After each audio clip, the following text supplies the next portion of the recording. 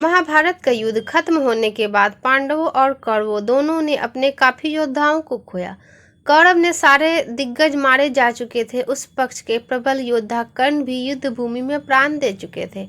जब सबका तर्पण हो रहा था तब कुंती ने पहली बार पांडवों के सामने रहस्य उद्घाटन किया कि कर्ण उनके बड़े भाई थे, इसलिए उनका तर्पण करना चाहिए। तब युधिष्ठिर उससे बुरी तरह से नाराज हो गए।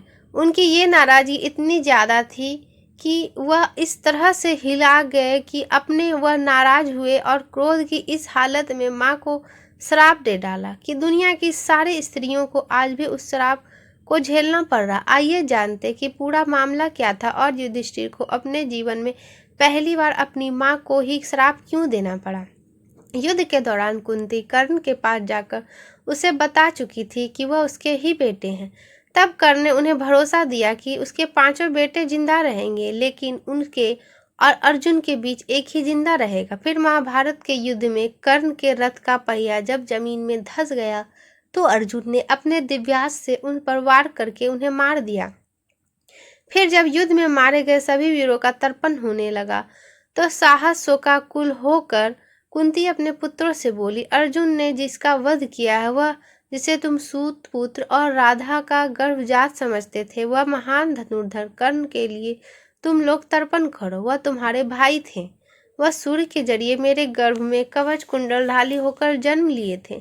कर्ण का यह जन्म रहस्य पांडवों को पता लगा तो वह स्तंभ रह गए और दुख में डूब गए।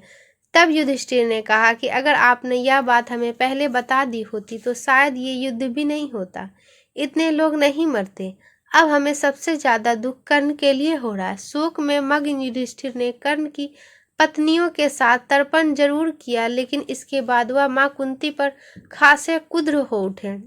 उन्होंने कहा कि कुंती द्वारा जीवन भर पांडवों से यह पहचान छिपाना किसी विश्वासघात से कम नहीं था। युधिष्ठिर को दुख और पश्चाताप से भरा दिया।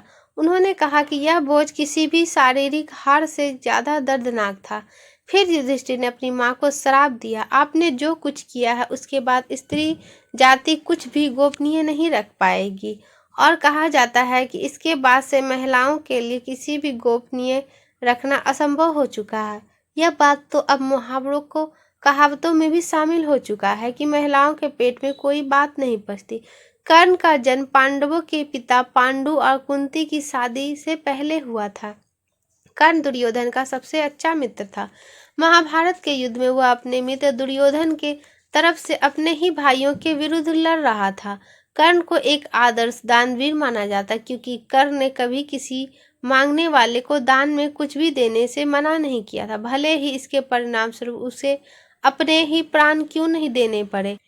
कर्ण का जन्म कुंती को मिले एक वरदान से हुआ था। जब वह कुंवारी थी तब एक बार दुर्वासा ऋषि उसके पिता के महल में पधारे।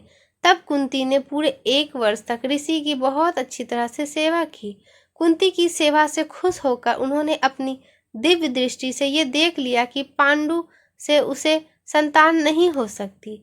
तब उन्होंने उसे यह वरदान दिया कि वह किसी भी देवताओं को स्मरण करके उनसे संतान पैदा कर सकती है।